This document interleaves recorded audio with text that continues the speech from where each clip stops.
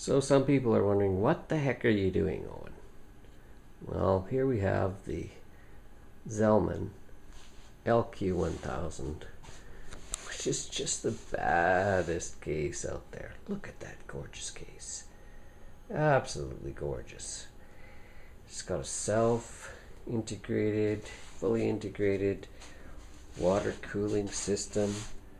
Holy cow. Problem is that the case was designed just a little bit too tight for the new 5870 video cards. So what the heck? How do I get around the tightness of the case? And so now you can see the end product of having ground down the end of the cooling plate.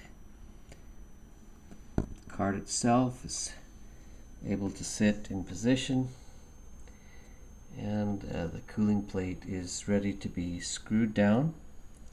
It isn't screwed down yet. I'm waiting for the VGA water block, which should show up on Monday, in order for me to finish the mounting of that card and to plug it all in. So that's the general gist of where we're at today.